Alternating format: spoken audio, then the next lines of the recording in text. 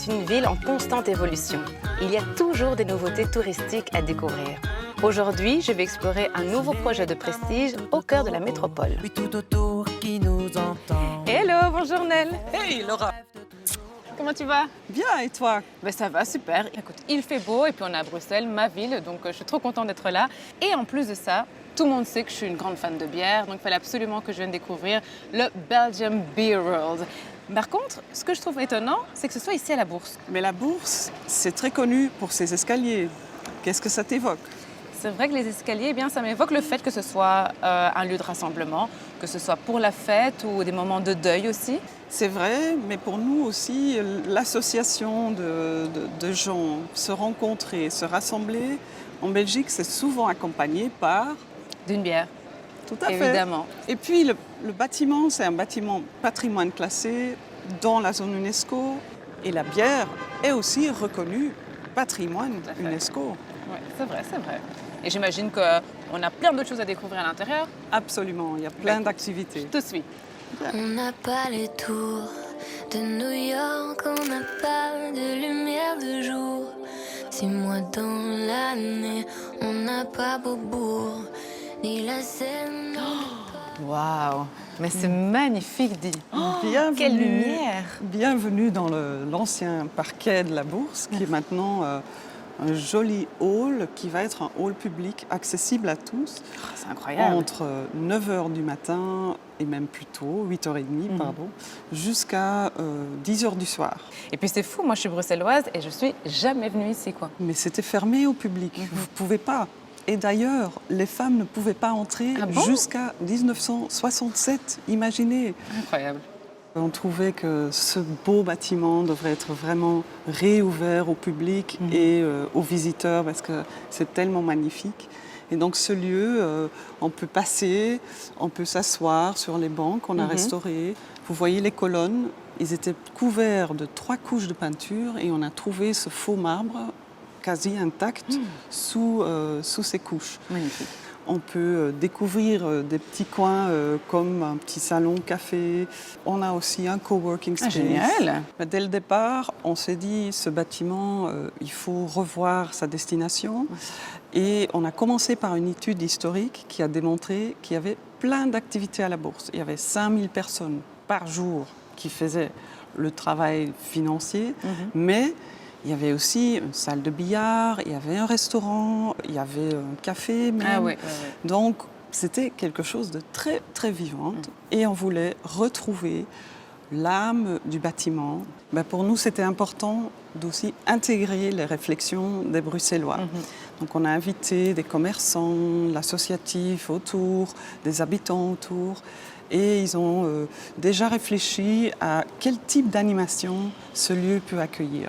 Et il y avait des très très chouettes idées. Il y avait des démonstrations de boxe jusqu'à un coin pour jouer aux échecs, jusqu'à des petits musiciens le soir qui animent un peu le lieu.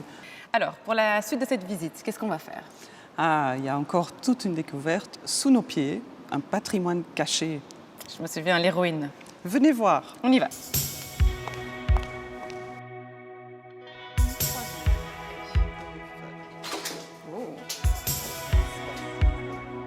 Oula, eh ben, c'est un peu glauque, non? 200 squelettes on a trouvé ici à peu près. Vrai, mais comment ça se fait? Ah, bah ici, c'était un monastère des franciscains du XIIIe siècle. Et on a trouvé différentes couches de nobles qui se faisaient enterrer dans l'église. Ok. On n'a pas beaucoup de sources de leur identité, mais on a trouvé le fameux caveau de Jean-Duc Ier. Eh ben, c'est impressionnant quand même, hein. C'est mieux de voir ça d'ici, hein, parce que je me souviens qu'à l'époque, eh ben, on avait l'occasion de voir ça à travers la vitre. Mais maintenant, de près, c'est mieux. Avant, c'était un peu complexe. Il fallait aller à la maison du roi, demander la clé. Ouais. Les horaires n'étaient pas très simples à retenir. Et là, ce que je vois, c'est un puits. Oui, viens voir. Il y a encore de l'eau dedans. Ah oui, en effet. Et tu sais pourquoi? Non. Parce qu'on est très proche de la Seine. Et grâce à la Seine, il y avait plein de brasseries à Bruxelles. Et d'ailleurs, on a vu sur les plans du monastère, il y avait aussi 1 ou 2 brasseries qui se trouvaient au sein du monastère. Et voilà, il est là, Jean-Duc Ier, dit Gambrinus. Mais Gambrinus, ça me dit quelque chose. C'est quand même un nom qui est souvent lié aux tavernes, non? Tout à fait. On le considère comme roi de la bière. C'était un duc qui avait un grand pouvoir et après chaque bataille, il faisait venir plein de tonneaux de différentes brasseries et il faisait la fête avec tout le monde pendant des jours et des jours. Donc il y a vraiment un lien en fait entre la bière et ce site. Absolument. Bon, ce fameux Gambrinus, c'est clair, il sera un peu le fil rouge de notre visite. Hello Christian. Et Laura, ça va? Ça va et toi? Vous aimez un peu la bière? Oh, mais moi je suis une grande fan et ça tout le monde le sait. Ah bah voilà, maintenant on a finalement une vitrine pour un public international pour la bière belge et sa culture très riche. Ah bah, super, on va découvrir ça ensemble. Bah, on y va? When you feel like stopping. Alors là, je reconnais pas mal d'éléments. Hein. Oui, Les Gilles de Binche, tout à fait. tout Stillemans, qu'est-ce que je vois? Frites Côte, bien sûr. On peut pas Ouais. passer à côté des frites belges. Hein. Bah non, ici on se plonge vraiment dans la culture belge, dans la belgitude. Les visiteurs doivent quand même savoir qui nous sommes, Bien sûr. qui sont les Belges. Ah, mais le voilà, le roi de la bière. Ah oui, Laura, le roi Gambrinus ne peut pas manquer dans un centre d'expérience de la bière. Hein. Et alors, dans cette pièce, il y a déjà pas mal d'éléments qui sont vraiment typiques pour la bière belge et sa culture. Alors moi, ce qui m'impressionne surtout, c'est vraiment la scénographie, car c'est vraiment clair, précis, et puis c'est moderne. Oui, Laura, ça nous a mis 3 ans hein, d'arriver à ce résultat. Donc, c'était vraiment un séjour ou un trajet super complexe, avec beaucoup de brasseurs qui ont contribué quand même aussi. Et donc, voilà, mais le résultat est quand même remarquable. Donc, Laura, ici, on entre donc dans la partie de l'histoire de la bière belge. On commence par le Moyen-Âge. Oui. Il y a beaucoup de choses à dire, bien entendu, mais on ne veut pas du tout ennuyer les gens. On a essayé de quand même garder les sujets très légers, mais très informatifs. Ah, mais c'est vrai aussi que j'ai remarqué qu'il n'y avait pas d'audio-guide. Ah oui, mais ça c'est vraiment voulu. Donc la bière, c'est une boisson sociale, conviviale. Tout à fait. Et ce qu'on a absolument voulu éviter, c'est que les gens ne peuvent pas partager l'expérience de leur visite. C'est vrai. Et pour la même raison, les textes sont très courts et en 3 langues. Ok. Mais il y a aussi l'application sur les téléphones. Et donc là, il y a encore 10 langues supplémentaires. Ah, mais vous avez vraiment pensé à tout, hein? Pour comprendre pourquoi il y a autant de variations dans les bières, eh bien, il faut entrer dans la tête du brasseur. Et ici, eh bien, c'est possible. Bon, c'est clair qu'il est un peu têtu, mais il aime bien expérimenter. Mais au fond, est-ce qu'il faut vraiment être un connaisseur de bière pour apprécier ce genre de visite? Pas du tout. Donc, on a essayé de rester simple. Chacun et chacune sera capable de découvrir ici ce centre autour de la bière belge. Une visite qui se termine avec une dégustation. Quand même. Ah oui, et pour accompagner un peu les visiteurs et de leur guider vers un bon choix, on a créé un barman virtuel.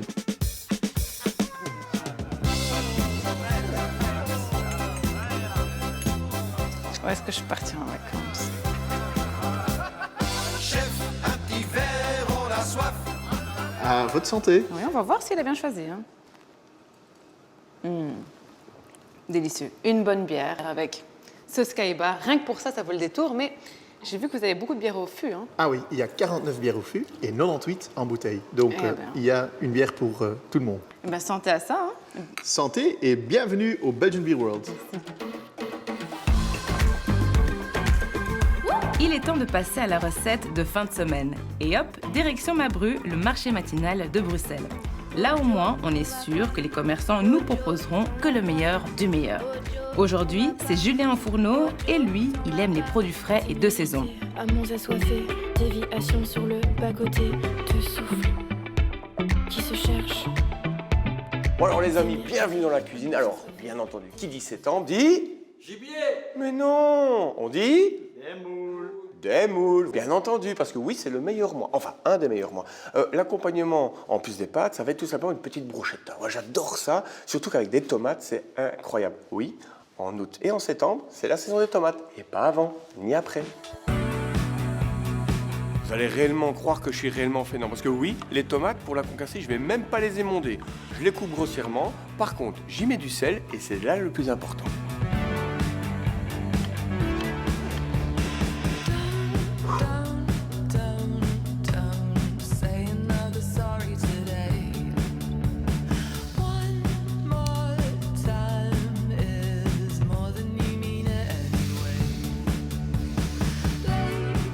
Alors maintenant qu'on a mis nos tomates, pour notre concassé, ce qui est important, c'est de mettre le sel maintenant. C'est ça qui va faire ressortir l'eau de végétation de notre tomate et qui va éviter que ça ne caramérise de trop, que ça ne brûle. Bref, on gagne du temps, je vous le promets. Pour nos moules au curry, on a besoin de curry, de moules bien entendu, mais surtout de fumée de poisson et de crème, parce qu'on fait réduire le tout et c'est vraiment à la fin qu'on mettra notre pâte de curry. Regardez, ce sera plus simple. Yes, you are. Cream, get on top. Cream. Bon alors maintenant on va s'occuper de nos moules. Alors ce qui est important bien entendu c'est notre cuisson des moules meunière, enfin façon meunière, oignons, carottes, céleri et poireaux, c'est la base. On les taille, on les nettoie et c'est parti. It's your time.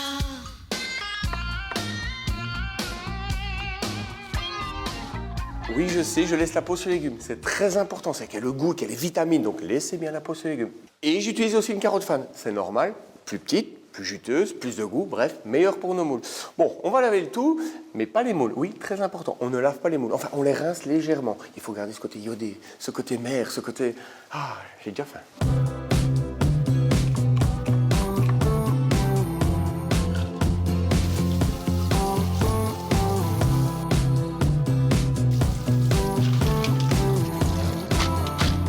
Bon les amis, je pense que c'est le cas de dire tout est un petit peu sur le feu. La concassée de tomate en train de terminer. La crème et le fumé poisson réduit pour faire notre petite sauce curry. L'eau des pâtes en train de chauffer. Les moules sont prêtes à être cuites et à la dernière minute. Et surtout, ce qui m'intéresse maintenant, c'est ma petite ciabatta. Qui généralement, on termine au four. Mais grâce à mon multigrill, eh ben vous savez quoi, je vais le terminer sur mon multigrill.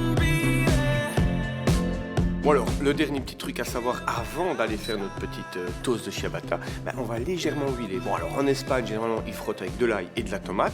Moi, ce que je vais faire la même chose, mais après, quand j'aurai toasté. N'oubliez pas de le préchauffer en amont, bien entendu. Feed the flag 'cause we can't let go.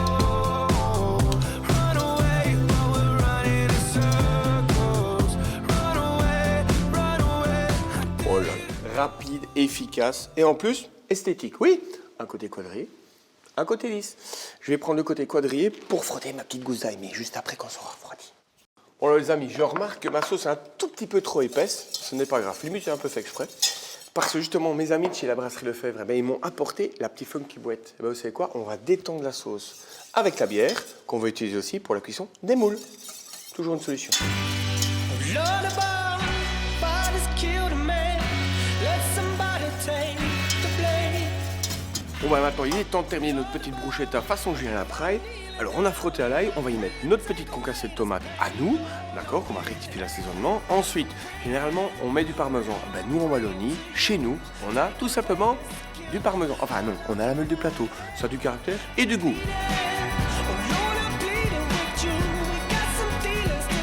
Le plus dur est terminé, c'est tout simplement nos bruschettas, c'est fait. Bon, maintenant, ce qui est important, c'est de tout faire à la dernière minute. La cuisson de nos pâtes, alors attention, j'ai pris les spaghettis, mais fin. Généralement, c'est trop cuit, blablabla, c'est pas bon et c'est pas grave. Nous, on a la solution. De 1, on a bien sélectionné. Et surtout, ils ont bien sélectionné leur blé dur. Et en plus de ça, le temps de cuisson, c'est 6 minutes et c'est al dente. Bref, respectez ce que je vous dis et ce qui est écrit. Et tout ira bien. Les moules, la cuisson, dernière minute. Hein. Oui, je ne vous le rappelle pas. J'adore Hollywood. J'aime l'été à Saint-Tropez. Oh. Et moi je veux nager. Encore une fois avec toi. Et moi je veux nager. Ma femme, elle n'est pas là. Oh. Et moi je veux nager. Encore une fois avec toi. Et moi je veux nager. Ma femme, elle n'est pas là. I wanna swim with you in the moonlight. I wanna swim with you in... Je sais, on va encore dire c'est un grand gourmand, il a fait 2 préparations, blablabla. Mais vous savez quoi, je suis un grand enfant qui aime les produits de saison du moment et je me suis fait plaisir. Bon, de toute façon, on se retrouve une prochaine fois et en attendant, la gourmandise n'est pas un défaut, mais un réel plaisir. Oui, et moi, je me fais plaisir une fois. Une deuxième. À très vite. Ah, c'est super bon. with me for the moment, but I know you're going back. You have a brown leather suitcase